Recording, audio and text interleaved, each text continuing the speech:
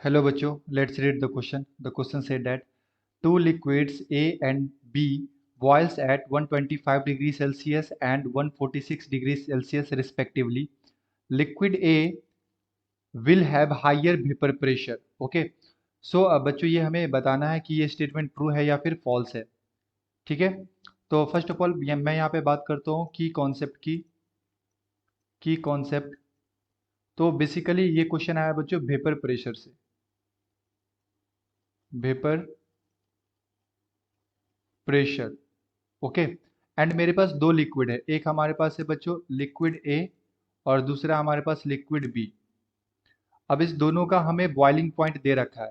Liquid A का जो boiling point है बच्चों ये दे रखा है कितना 125 डिग्री सेल्सियस और बी का दे रखा है boiling point is equal to 146 degree Celsius. तो बेसिकली बच्चों होता क्या है कि जिसका बॉइलिंग पॉइंट कम है इसका मतलब ये हुआ कि वो जो लिक्विड है वो ज़्यादा वोलेटाइल है ना. दोज लिक्विड, मैं यहाँ बोल सकता हूँ those liquid which have less boiling point is more volatile in nature. Okay. So जिसका बॉइलिंग पॉइंट कम है वो ज़्यादा वोलेटाइल होगा बच्चों. तो यानी कि लिक्विड ए जो है वो ज़्यादा वोलेटाइल है. इट मीन्स कि इसका वेपर में जाने का टेंडेंसी ज़्यादा है.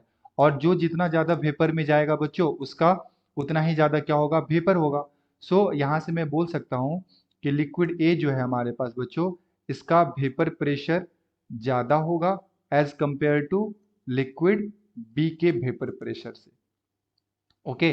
सो ये स्टेटमेंट हमें दे रखा था क्वेश्चन में दे रखा था liquid A will have higher vapour pressure. तो yes, this statement is true. ये जो स्टेटमेंट है बच्चों ये कैसा है, ट्रू स्टेटमेंट है. Okay. I hope you will be understood it well. Best of luck. Thank you.